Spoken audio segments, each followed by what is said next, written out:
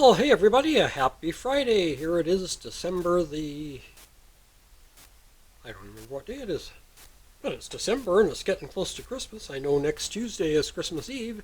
So anyway, I hope you're enjoying your Advent season as you prepare for Christmas, which starts on December 25th and runs for 12 days until the Feast of Epiphany, which happens around the 6th of January.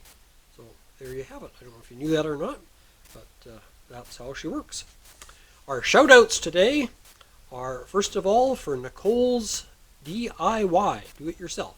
And Nicole is an exceptionally gifted craftsperson, as well as fantastic at decorating and setting up special displays for holiday seasons or special events. And I found out today that not today, but earlier in the week, that she's a very talented artist as well, and is able to do paintings. So I'm very impressed. But yeah, be sure to check out Nicoles DIY. And our second shout out. There's a very big show tonight, you know. Anyway, our second shout out goes to Life with Mike. Great channel. Mike is a fellow Christian, brother in Christ, and he does a morning prayer and devotion every day, usually a mid-morning coffee break with a story, and then he also does some other things, little road trips here and there, and things like that. So, and he also does, actually it's a friend of his or his son, I'm not sure which, but does snack reviews occasionally. So check out Life with Mike. So that's our two shout-outs, Nicoles DIY and Life with Mike. Alrighty, now it's time for our story. And today we're going to look at a tradition that is common in countries like England, Canada, New Zealand, Australia, Hong Kong, I believe. A lot of the places that were under British colonization, if you will.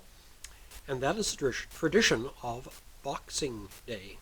And I know many of the people in America, in the U.S., either haven't heard of it or have heard of it, but aren't sure what it's all about. So let's have a look at Boxing Day. Boxing Day. In almost every English-speaking nation in the world, except the United States, Boxing Day is one of the Christmas holiday's most honored traditions. Yet even though most Americans don't know anything about this unique custom, a great number of U.S. charities benefit from the spirit generated by the celebration of Boxing Day in England. The origin of Boxing Day probably goes back 8 centuries to the Middle Ages. In both large and small churches throughout England, money boxes were placed near the building's entrances. These metal boxes, first brought to British Isles by the Roman soldiers as containers used to keep winnings from games of chance, found their way into sanctuaries as a means of gathering special offerings tied to the feast of St. Stephen. Held each year on December 26, this feast honors the early apostle who was stoned for his belief in Christ and for preaching the gospel. In his final words, Stephen had urged God not to punish his killers, thus emulating the standard of forgiveness that Christ taught and that all Christians are supposed to embrace. It was obvious that Stephen was a man with a huge heart and a tremendous giving spirit. The church wanted its members to imitate these qualities. Some legends state that the tin boxes used by Roman soldiers in gambling were first brought into churches because Roman soldiers had gambled for Christ's clothing as he died on the cross.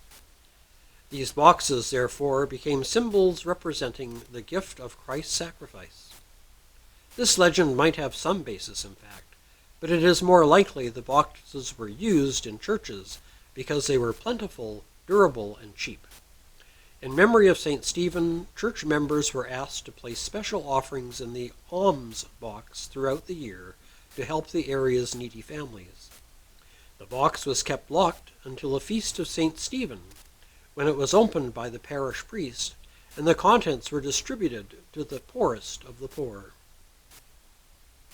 Though not really associated with Christmas, this version of Boxing Day's origins fits well with the spirit of voluntary giving that is supposed to accompany the holiday season. While this is the oldest of the legends concerning the birth of this English holiday, it is the only version that does not center on Christmas. Another theory about the holiday's beginnings is tied to the rowdy English Christmases of the Middle Ages.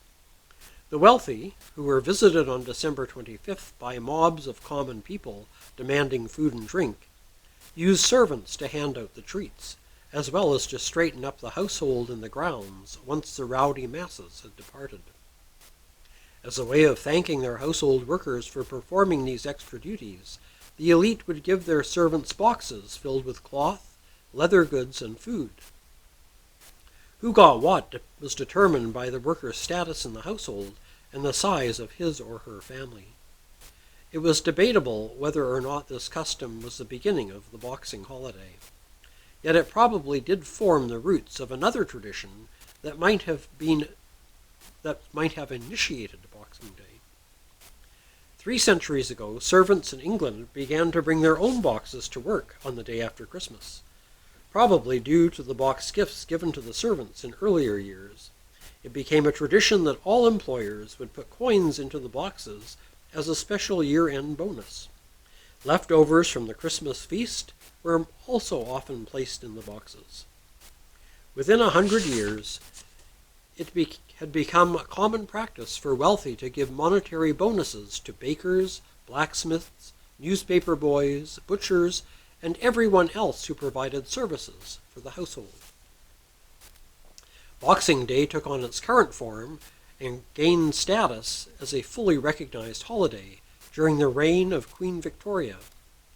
With Victoria and her husband, Prince Albert, leading the way, upper-class households were expected to share gifts with the poor on December 26th of each year, thereby increasing the Christmas generosity of the upper class to those who garnered so much of Christ's attention while he walked on earth: the sick, the lame, the poor, and the forgotten. To underscore its importance to the British people, Boxing Day was even a bank holiday, at a time when financial institutions in the rest of the world remained open on Christmas. Today, Boxing Day continues to be celebrated on December 26th in Great Britain, as well as in Canada, Australia, New Zealand, and even parts of China. The focus of the day is much the same as it was in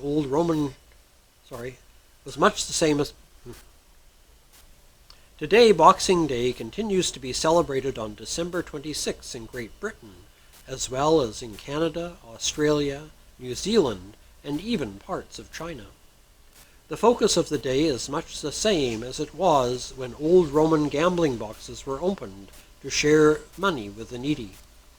The holiday is about recognizing the mission to reach out to those who are not as fortunate, reaching deep into the hearts and pockets to give sincere gifts of charity and love.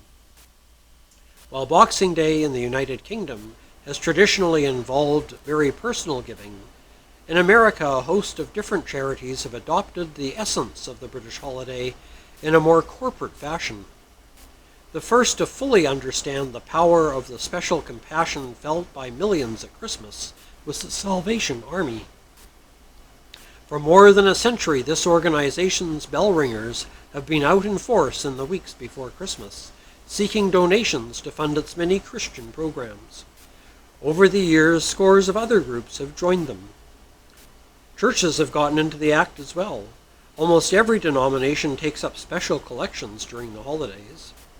While many now use envelopes or collection plates, a few still employ the tin boxes that resemble the ones opened centuries ago in churches on St. Stephen's Day. Hundreds of thousands of people in the United States also go out in groups at Christmas to make sure that families who have fallen on hard times are given boxes of food, clothing, and toys during the holiday season. So while Boxing Day is all but unknown in America, its spirit is very much alive. The origin of Boxing Day is not nearly as significant as what the outgrowth of this annual tradition has come to mean to millions of the world's poorest people. Thanks to this wonderful holiday tradition, neighbors have been encouraged to reach out to neighbors in a very personal way. And in the midst of the Christmas season, Christian charity is played out in a fashion that reflects well onto the life of the man whose birth we celebrate on December 25th. And those like Stephen who have followed his example. This is one tradition that needs to be expanded. So there you go. There's some of the history behind Boxing Day. And unfortunately, a lot of the commercial establishments have jumped in on it too and now have Boxing Day sales, quote unquote. Kind of like the big Black Friday sale in the U.S., the day after U.S. Thanksgiving. The day after Christmas in Canada and England and places tends to be Boxing Day sales or Boxing Week sales. I don't think that was quite the intent or the charitable side of it, but it does happen. So there you have it. Alrighty. Now for our Broner of the Week. Well, let's have a look. See what we're going to look at today. Oh, yes. Well, seems like a doctor in a town woke up 2 o'clock in the morning and could hear water running. And when he went to check, he found that his bathroom sink had sprung a leak. In a panic, not knowing what to do, he got on the phone and called his plumber, who answered kind of groggily, what? Mike, it's Doc Smith. I've got an emergency. Yeah? Why are you calling me? I've got a leak. My bathroom sink is leaking. The tap's running, the stream. It's wasting water. What am I going to do? What am I going to do? Mike says, what? You're calling me at 2 o'clock in the morning, waking me up from a sound sleep because your faucet's running? Yes, Mike, yes. Why?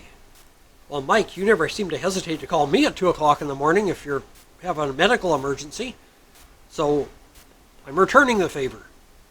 Oh, okay. Well, what exactly is the problem? Well, one of my taps, I can't shut it off. It's running. It's, wasting water, and I don't know what to do. It's a leak. I'm afraid it might back up and overflow the sink, and I'll have a mess. Oh, okay. Okay, Doc, here's what you do. I want you to drop 2 aspirin down the drain every 4 hours. And if it's still leaking in the morning, call me at the office after 9 o'clock. Good night, Doc. So there you have it. Take 2 aspirin and call me in the morning. Alrighty. Well, I hope your preparations for Christmas are going well. And we'll probably talk to you again on Tuesday, which is Christmas Eve. So until then, take care, stay safe, and God bless.